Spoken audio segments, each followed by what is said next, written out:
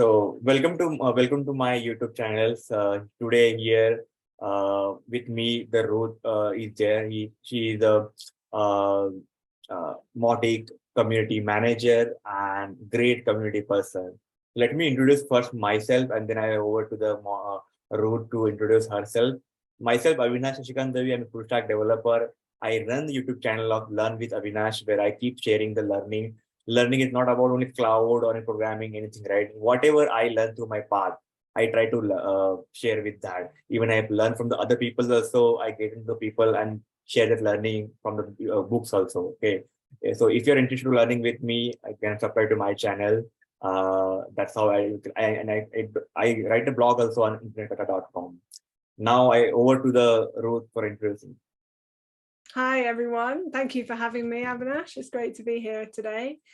So my name's Ruth Cheesley. My pronouns are she, her. I live in the UK and I'm project lead for Mautic. So we'll talk a bit later about what Mautic is, but that I've been involved in open source for over 18 years as a user and then as a contributor, and more recently as my job basically for the last 3 years. So yeah, it's great to be here. I'm excited for what we're going to be chatting about. Yeah, sure. We'll start.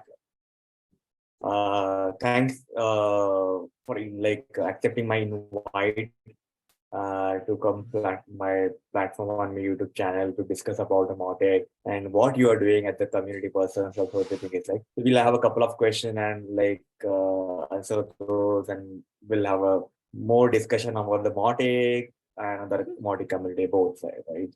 Yeah.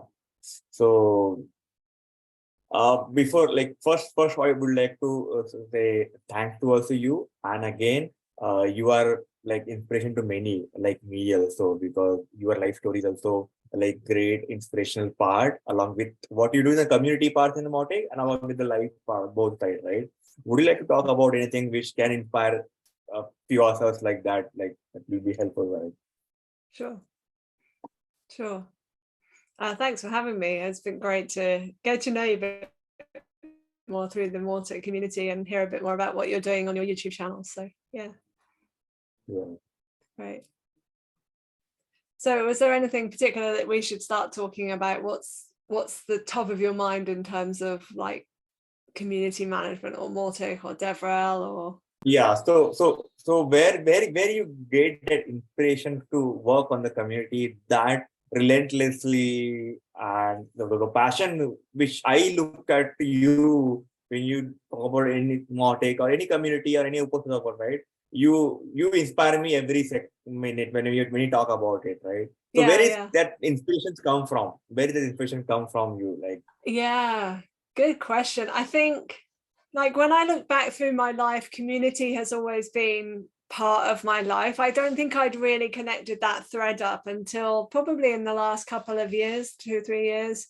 So like I was brought up in a very small village where everyone knows everyone. I used to be in the local amateur dramatic society since I was about 7, where the little children get to play like the little elves in the forest or whatever. So like it's always been a close-knit community where I've lived. And then if I was interested in something and there wasn't a community around it, I just like created it. It's like I want to get to know other people who do this thing, and there's no way for me to do that. So let's find a way to do that. And the first time that really happened with me in open source was originally I worked in physiotherapy, but that's a whole different story. Like that was my career. And I started building websites, and I was working in a school and they asked me to build a website as an IT technician, and the list of demands kept going up. And so I came across Joomla as an open source content management system. And I used that to sort of give a demo of what you could do with a content management system. And I was kind of getting stuck. I wasn't a web developer. I wasn't a developer. I could follow the docs so far. I could use the forums, but there were some points where I'm like, if I could just speak to another human about this problem, like you've probably had this as well, like they could probably tell me how to fix this in 5 seconds flat, but I'm just really, it's like spending hours trying to fix something. And I kind of like complained a bit about that in Joomla. And someone said, well, you know, be a part of the solution, start a user group.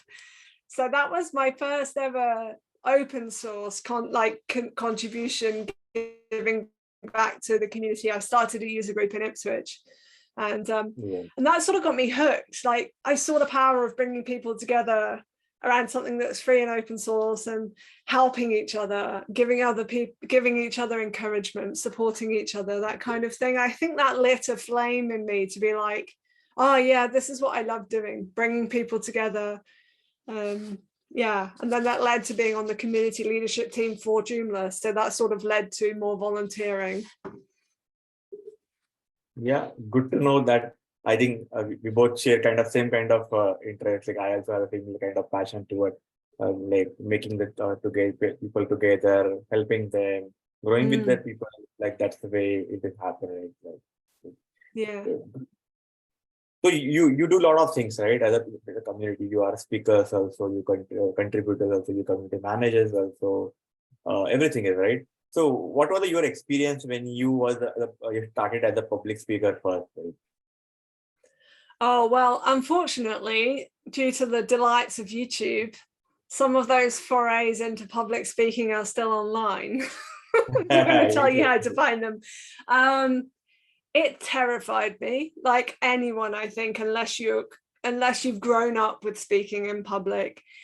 I had some kind of training for that when I was in Sea Cadets, which is like the version of the Royal Navy, but for children in the UK. They probably have it in other parts of the world, because they used to encourage you to like speak on subjects and give presentations. So I had a bit of experience and a bit of confidence from that. But yeah, it was really scary. Really scary. I was forced into it because I started a business, and so you have to do networking, you have to learn how to do your pitch, you get opportunities to speak at events, and I just had to practice and learn from other people. Some really good advice someone gave me was like, you know, watch lots of people speaking and write down notes about what you like about them and what you don't like about them, like what you like about the way they speak and present and what you don't like, and then figure out how you can bring the bits you like into your presentation style and take out the things that you didn't like from your presentation style. And that was really helpful, actually. Firstly, it made me listen to more speakers, which I think is so helpful if you're just starting out with public speaking. And it really made me think of how to hone my own style, like how to become my own speaker, not just like, I like that person, I'm going to become that person when I speak. It's more like, what qualities are there that I can pull out from that? And then it was just practice. Yeah, that's like, Just practice. Keep going. I remember the first time I ever did an international presentation, I was really terrified.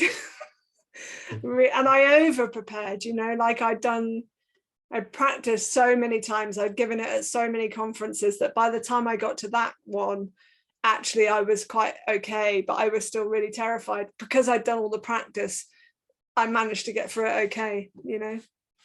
Got it. Yeah, I'm yet to land into the international conference public one, but yes, that will be really good impressions. We'll get it from your side. Like. Yeah, I think like someone said to me, practice it until you're so bored of it, you never want to hear it again. And particularly in the first few years when I was speaking more public, it was really good advice. And you get lots of feedback, you know, people give you useful feedback. That's it. Cool. We'll now just move to talk about Mautic also, like being the community manager, being the more active member of the Mautic community, everything. Like we would like to know about like Mautic, like what is there, how it exactly to what technology is building, right?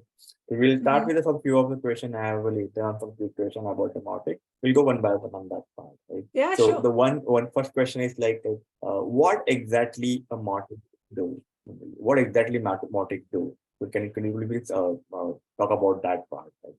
Yeah, sure. So And, for people and who don't, Yeah. Yeah, viewer will also get to know that because your background is also Mautic, right? So it is good kind Yeah. of branding and community love. Yay! I've got more, but I haven't got enough wall space yet. So,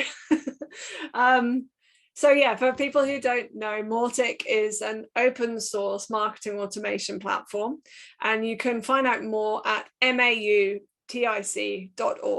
So it's Mautic, how I say it, or you might hear Mautic in the US. It's pronounced slightly differently.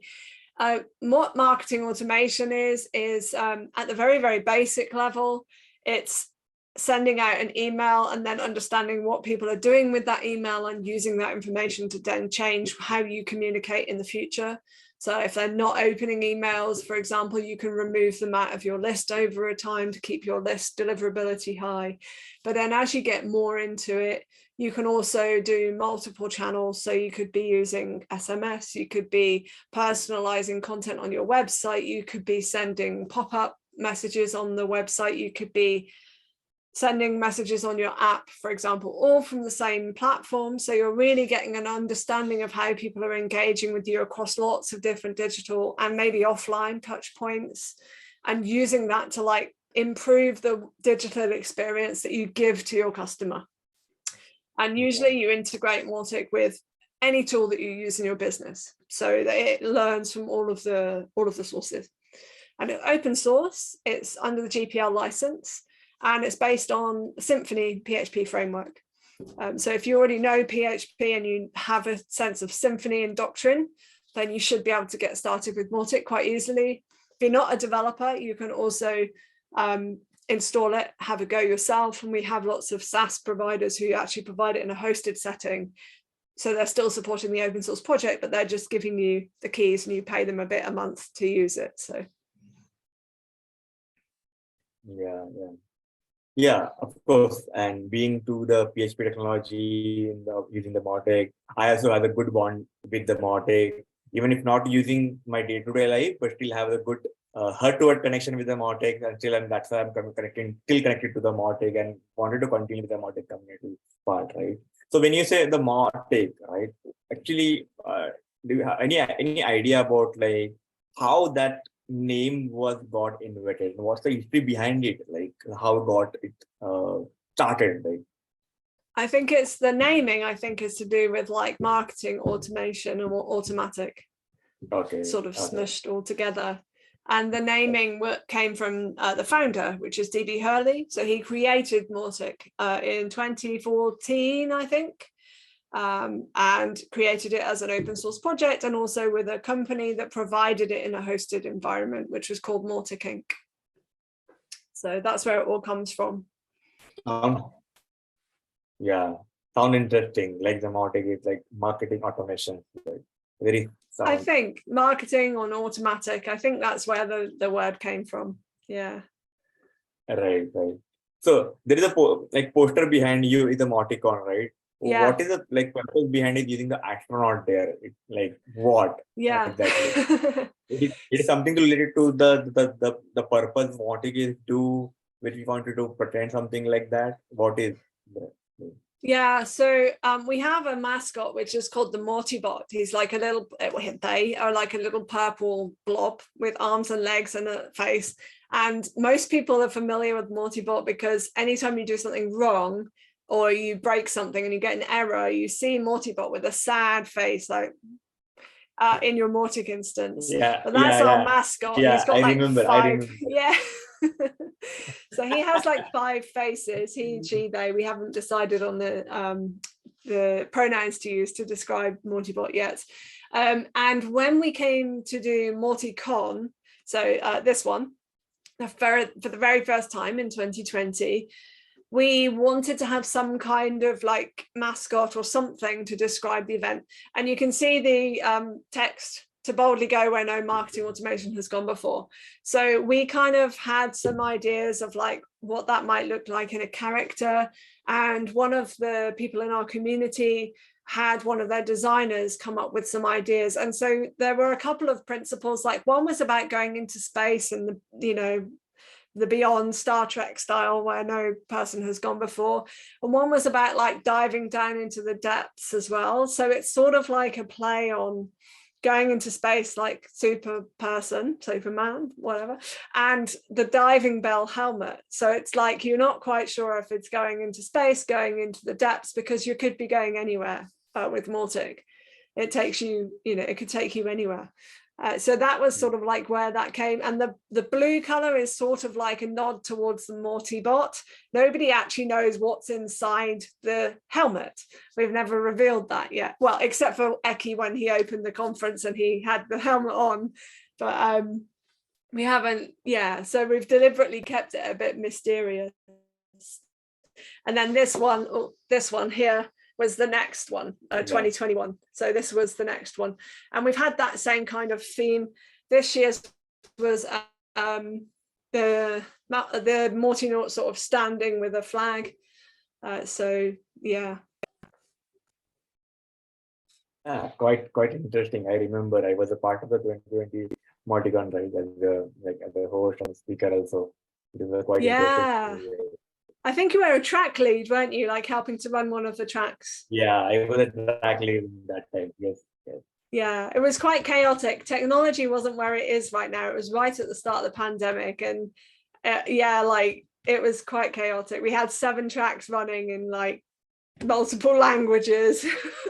First time running a conference. Yeah, it was a lot of fun. Correct. Yeah. Yep. I get it. Cool. So, as I mentioned earlier also, right, I think you are the very true community person, and I have seen that you have taken many community initiative to build and to grow the Mautic community, right?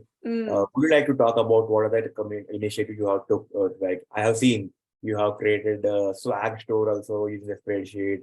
There are many more initiatives, right? Would you like to talk about like that initiative was taken from the Mautic community and it's helping actually Mautic community to grow also? Yeah, I mean, I think when you're trying to grow a community, there's lots of different parts of the community that you have to sort of try and be aware of and serve. And one of the swag store and things like that were mainly just to give people a way to show that they belong by wearing the brand. And if you rely on Mautic as a business, that's quite a nice thing to do. So the swag store we started up actually in time for the conference, so people could buy the posters and swag and what have you in the conference. The other kind of things that we do is every month we use a community CRM, which is called Savannah CRM, and that tracks all of the activity and communications and contributions across all the channels that we use in the community.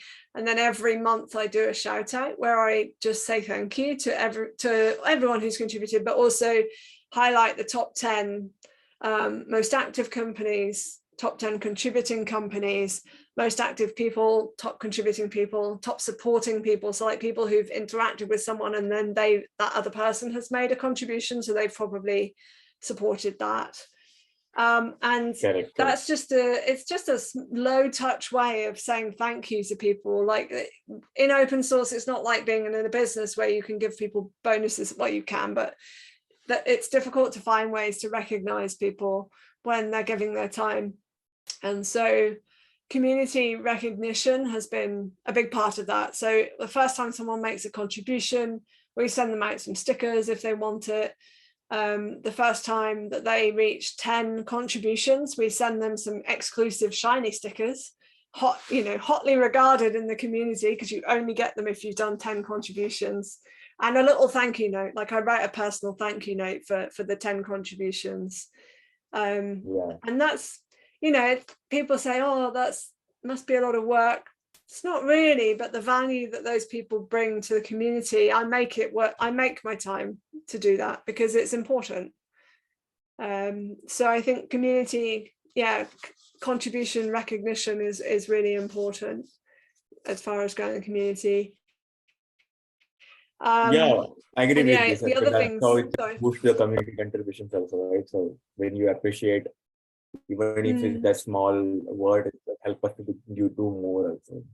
Yeah, definitely.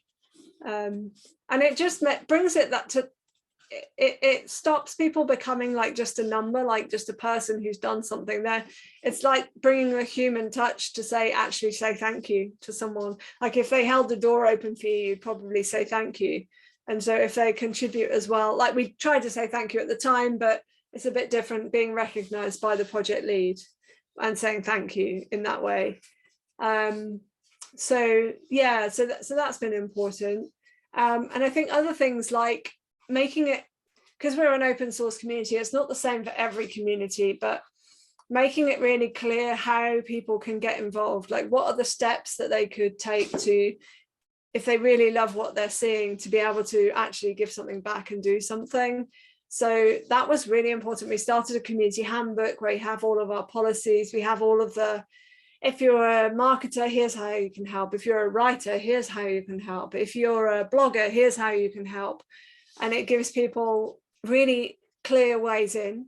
And then we back that up by creating tasks in our task management system with like tags of designer and good first issue. So they can easily find a task that they can work on that's been slated for someone who's new, and they can find a mentor to help them get onboarded and understand how to get started and things like that. So that side of it has also been great for building community, because it helps people understand like it's all of us. It's not just, you know, people making this, it's people like you and me making this. Yeah, I agree. Because that sounds great, because that's why, because sometimes people who wanted to start, they don't know like where to start and how to start also, right? But you are like team is helping us. Okay, you have this skill set. Okay, you can choose this area to contribute. Not always required to always to contribute on the code side or something, right? There are various ways. There is various departments where you can contribute. So contribution is not only to up to the code. It can be documentation. It can be graphic. It can be a mentoring the people. It can be supporting or solving the issues of the people are facing it. Any way they can contribute, the way it is getting segregated also, that's very like a different idea itself, like Mautic community has that. I really appreciate the way that it manages. Yeah, and I think that's helpful in any community. Like if you want people to step up as a speaker for your meetup group, like being clear what kind of talks you like, whether someone needs to have experience, how they can contact you, where they can contact you, that kind of thing. Like even if they just want to have an like informal chat to say like how can they help with organizing or whatever, by showing people that you're open, that actually helps. Even if you're the one doing all of the tasks in the task system, at least having it out there enables people to see, A, oh, look at all this stuff that's getting done, and B, oh, I could help with that, you know? So yeah. And sort of along that vein, we use some automations, which when someone joins our Slack community, they get a message which onboards them and tells them, here's our code of conduct, here's what we do here, go here for support, go whatever. And then if they're not active within X number of days, it sends them a message saying, hey, we haven't seen you engaging in the community. Is everything okay? Do you need a hand getting started? And that comes from me personally. And that's been really effective, because it's like started dialogues with people who wouldn't necessarily have reached out, for example. It's helped me to pick up on bits where we're missing in engaging with people. And it also sends that a message to people after 90 days of inactivity, just saying, hey, is everything okay? We haven't seen you around the community. Let me know if you need any help or if I can help with anything.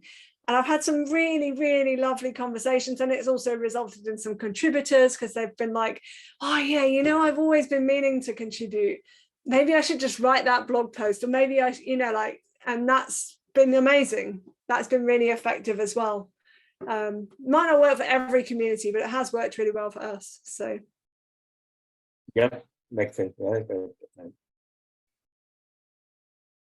so like even you driving this part, right? So you might have facing the challenges also, like there are many challenges also, because by being a community manager and managing everything is always a tough job also, and you have to be always keeping yourself active on top of everything, right? So how do you overcome the challenges? Where you get the even when you stuck somewhere, like when you are something, like how do you tackle those challenges as a community manager, which can like from your experiences can be get some in help to other community managers also who are driving this, right? If they are also facing a similar kind of problem in their community. I think the challenge of being in community management is like the community, well, an international community never sleeps. There's always something going on. There's always something in your to-do list. There's always someone who wants your time. And so from that perspective, it's quite challenging because you can get sucked into not having very clear boundaries between work time and not work time, and that can very easily lead to burnout. And that's happened to me in community roles in the past. So I'm quite strict on that. Like, I do have working hours and everyone knows what those working hours are. It says on my Slack status when I'm working or when I'm out of hours. And people don't expect a response from me if it's out of hours, but certain people in our leadership team have my personal number if something urgent happened, and they can phone me if it's something urgent, and I would get that. So from my perspective, my health is important, because if I'm not well enough, then I can't give myself to the community. So I feel like that's often underlooked in community managers, like prioritizing your own well-being and making sure you have time for your own life. But I think within the community, dealing with challenging situations, like, you have to have the basic skills. You have to be confident in things like non-violent communication, so ways to de-escalate situations.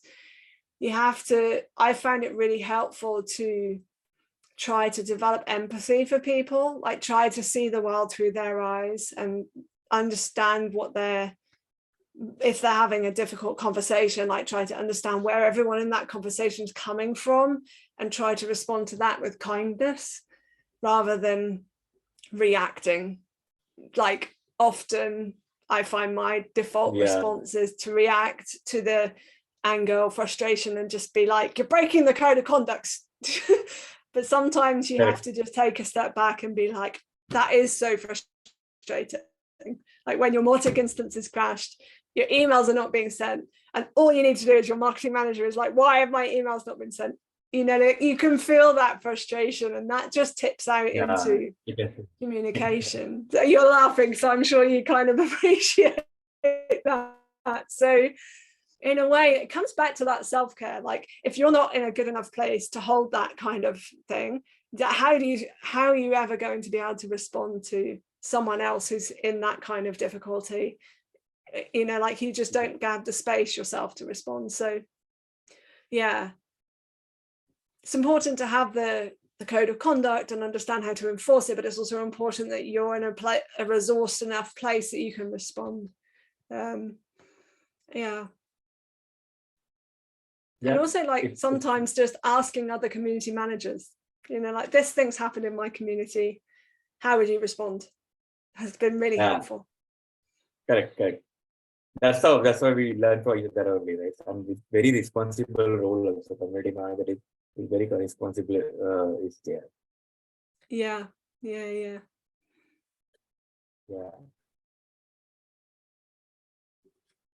So next question I have is like, how this I think Mautic is a lead generation, or can be some marketing ultra automations, right?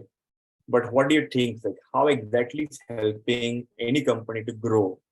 Okay, in terms of the using this tool, right? What is your take on this part? Like, how do you want to talk about like Mautic is helping and how business can adopt this technology? Like, and why they should adopt it also? Because so, if I understand the question, it's how does Mautic help businesses to grow? Like, what parts does it help with? Depends where the business is at in terms of its current development, really. So if they're not doing any kind of marketing automation, then providing you have a strategy of how you want to use marketing automation, it can really supercharge your processes. So if you're a basic e-commerce store and you're selling stuff and you're not actually doing any kind of feed like loop on abandoned carts, like telling people, hey, you left these things in your cart, maybe you want to check out, or you're not doing any kind of, like, in the email you send them to say, here's your purchase, adding some information about relevant products to what they've purchased, those small tweaks can actually make a significant impact on your business growth, because you're re-engaging people who are already warm to you. They've already been on your site, they've almost converted, and they're not quite there yet. So that email can just like tip them over and result in a sale. And there have been some really great case studies that we've heard in Mautic talks for businesses that has massively increased their sales revenue, to the point where they've had to like really limit it only down to small segments of customers because it was bringing them too many sales, you know. If you're further along and you're already doing marketing automation, quite often you get tied into proprietary tools that prevent you from scaling because it costs so much to scale. And so in those cases, that can actually enable you to grow by the fact that Mautic, if you're self-hosting, is only really limited by your infrastructure and by your own kind of knowledge about scaling Mautic. Whereas another system might be, well, it's an extra $2,000 to use this feature, and an extra $5,000 for another user, and an extra $10,000 if you want to do this. It can massively save you on resources, but you do still have to be able to do the technical stuff yourself if you're self-hosting, or you would have to have a SaaS model. But often the way it's priced is substantially cheaper than other tools, and allows you to scale, allows you to integrate with everything, because you can access the source code if you're hosting yourself, or with some providers who offer it in a certain way where you can access the code. So yeah, in that way it does sort of open your marketing and actually free your marketing in a way, because you can do whatever you need to do. You can write a plugin to do an integration with whatever. In proprietary tools, you're kind of limited to whether they provide that or not, and whether they're willing to write it for you and include it or not. So yeah, I've seen lots of businesses where that has really enabled them to step things up and do much more customized stuff with their own bespoke systems that they couldn't do with proprietary. Yeah. And there's, you know, franchises can use Mautic as well. So So it's maybe we can maybe one ladder again, where the Mautic help the business to maybe engage with their user or customer and make them more closer. Also, that's way the engagement and again the revisiting happens. That's the way the Mautic is building the solution.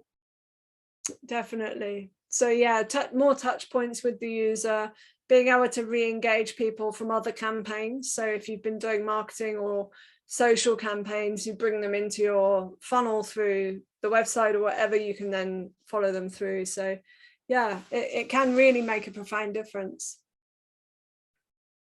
Yeah, I agree. Sound interesting. I think like there are many use cases are there. There are many success stories also, I think, listed on the Mautic pages. Anyone who would like to maybe to give it a try, and they can give it a try to very open source also and customize also. That's why it's exactly Mautic is helping it, right? What I feel like generally my business owner should use it, the Mautic, is because of the community, big community is helping it. Whenever you're stuck also, you are getting the help also from the community. And being the open source, you can customize as per your need also. There are themes, there are multiple functionality also, and even on top of that, I think if I'm not wrong, there is a way to create a plugins also, right? Plugin is a way to override your existing code, and you can build your own top of the part also. That's why give more control towards it, to the businesses and any company to grow its part. Yeah, and there's plugins to like white label it to make it look like your software. So that's about the Mautic project.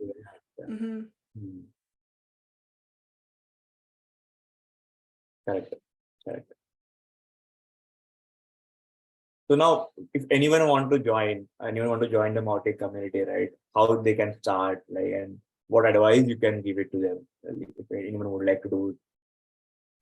Yeah, so most of our community, like in terms of getting involved with the day-to-day stuff, happens on Slack. Yet another Slack instance, but this is a fun one. So if you go to mau.tc/Slack-invite, that will take you to our invitation link. That will allow you to join Slack. If you want to get involved with contributing, we also have a short link of mau.tc/contribute.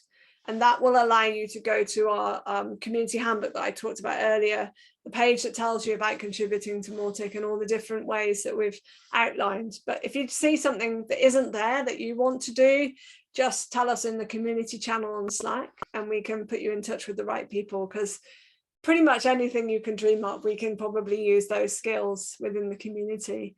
And I'd just say, like, just step up. It can be quite scary in open source because you think everybody's better than you and you're going to do something wrong or say something wrong or you don't speak enough English or whatever.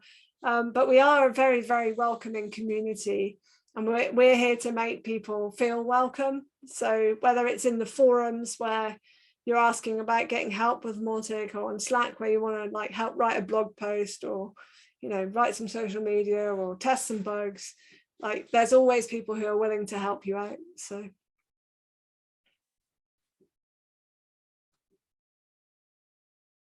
yeah. So I think what they can would like to join the community, what they can just start and join the Slack community, and they can talk about like where they can contribute, like where they are good also, right? As we discussed just now, a few minutes back, we have a proper segregations of work based on the skill set and based on things they can contribute. They just have to do the maybe intro and where they can contribute, like a blog or maybe the video or the code or documentation, graphic, anything, right? Accordingly, we can help them to the start contributing part, right? yeah, for sure. And we have some channels on Slack for contributors. So like there's one called New Contributors, which is specifically there to say like, hey, what things would you like to help with? And then that will highlight you to one of the team leads who can then get you onboarded. So yeah, that's definitely a really good place to start on Slack. Yeah. And the same way they can start even directly picking up the issues also, right? Which Mautic has in a GitHub link. I think github.com/Mautic has that multiple issues are raised there. Even they can raise the PR, raise the issues also if they are facing it. Because contribution is not only to write the code. Contribution is like raising the awareness about, okay, this issue existed. Can anyone fix it? That is also one of the contributions. Because that helps us the product to build and grow a much better way also. So anyone who would like to contribute to the like code also, they can raise the even issues. If anything, documentation and anything about the code or any feature is not working well, some bugs are there, they can ready to open the line. That's the way so you can contribute to the Mautic part. Yeah, definitely. And all those contributions are very much appreciated and welcomed. Yeah, and all of our testing is done in the browser using Gitpod. So you don't even need to know how to install Mautic. You can install Mautic for you within your browser, and then you can go and have a play and see how it works, that kind of thing. And fairly soon we'll have a trial. So you'll actually be able to like just spin up Mautic for 2 weeks in a sandboxed environment. So you can't do much damage, but it does let you go in and see what Mautic's all about and understand how all the bits of Mautic work together. So that's really exciting. I'm looking forward to that project finishing. Got it. Cool. So I think we are coming to our sessions very soon, like 2 minutes and but would like to know about like what's the next plan of the Mautic, when is the next conference going to happen, or when is the next Mautic going to happen?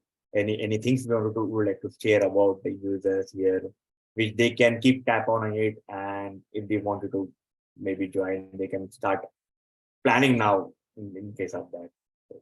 Yeah, so the next big thing, so we are going through a whole change of our governance process, and that process is just coming to the culmination, which is we recently adopted a new model. We're now building the tool to be able to vote on things, to be able to elect our new council.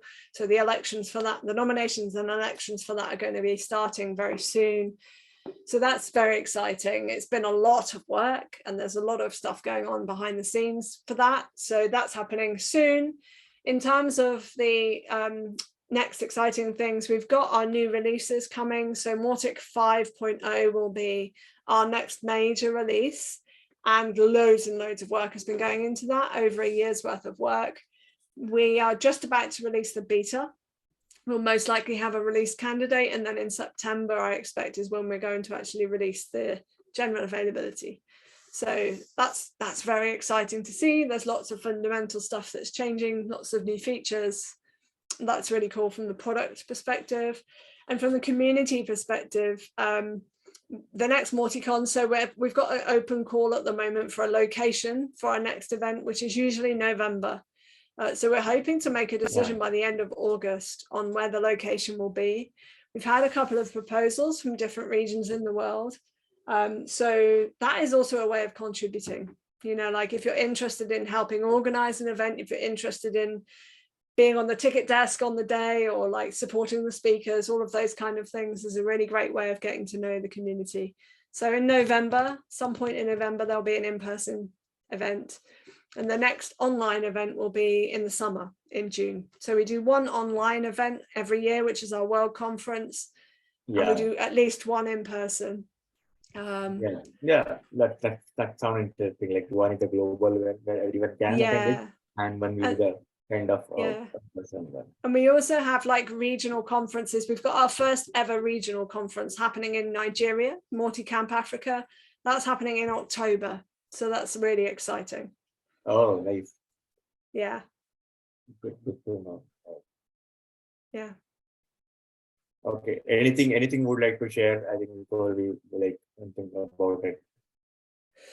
I don't think so. I mean, I'm really excited to reach out to more people about open source and contributing and how you can get involved in community, because I think a lot of people think about open source and they think about, I have to be a developer, I have to write the code, but actually, the communicating with developers, the community management, the kind of the community side of open source is really, really important. And it's really important that people understand there is a route through to contributing in that way. Like if you love people and you enjoy getting people together and helping people to contribute and removing roadblocks, it's a great way of developing your skills. And it's a great way of giving something back to a project that you really like or that you use a lot or whatever. It doesn't always have to be technical code. It can be the slightly more intangible things that make a difference to the people in the community. So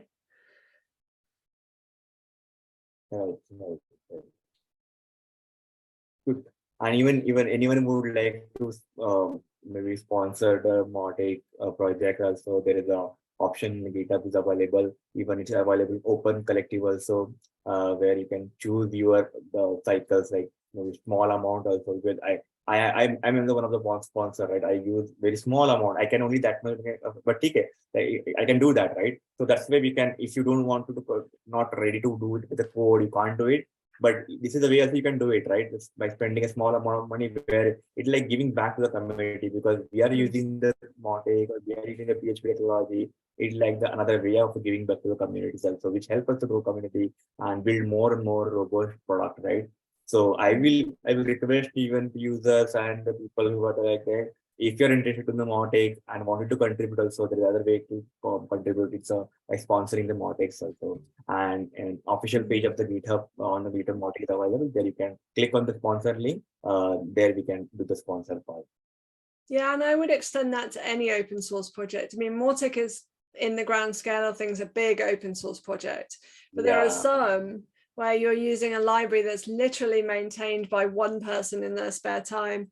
And a lot of them, like, you're only going to give them like $5 or $10, whatever. But, it's nice to actually be appreciated. It's nice to have people who are like, I use your thing and it really helps me, so I'm just going to buy you a coffee once a month.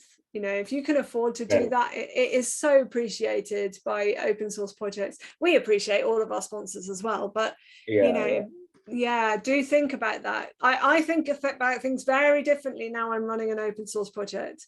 Like anytime I use an open source tool and it saved me half an hour of my day, I sort of think, well, how much would that have cost me? I'll give them that much as a sponsor, just a one-time sponsor, because that tool has like saved me doing all those things that I would have had to do manually, or write that script myself when someone's provided it for free. So yeah, it's just a different way of thinking. If you financially can do that, it is a nice way to appreciate. If you haven't got the time to contribute to that project or the skills or whatever, it is a nice way of saying thank you.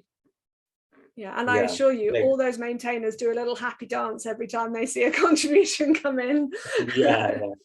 And you rightly mentioned, it's like just buying the coffee, right? I have that concept to follow, right? How do I can contribute? It's like just my buying a piece of pizza. Okay, even in a monthly, I'm going to spend somewhere on pizza or some other food of item, right? Okay, that's the only one thing I can route here, and that's the way I can give it back to community, right? So not only the Mautic, right? Mautic also looking, but other there are many open projects are looking for a sponsor. They are doing very well, and these small contributions help them to build more robust product, which will get it to free, right? That's the way we can do it. Yeah, for sure. Yeah, absolutely. I agree. It makes a big difference. Even as, like if every single person who used it gave $1 or $5 or whatever, that person would be so much more, or those people would be so much more well-resourced financially to actually dedicate more of their time to that project. So yeah. Cool. I think when we talk about Mautic and anything, right? Sometimes the time will also maybe less to talk about it because we can talk much, always be there, right? But but here I think we are end of our sessions. I think good to catch up with your number Mautic and about your insight on the community management, how our challenges are there. I think that will help us to the viewer, right? Because I'm going to work out this on my YouTube channel also very soon. So that will help the other community members also. So I think me and Ruth here are requested everyone to start contributing to open source, start contributing to supporting to the Mautic, and join the Mautic communities. And there are very great enthusiastic communities there where people are ready to help on any kind of things. That's why. Absolutely. Yeah. Okay. Thank you very much for giving your time. I appreciate your time and effort. Thank you for having me. It's been great. Bye-bye. Thanks. Bye.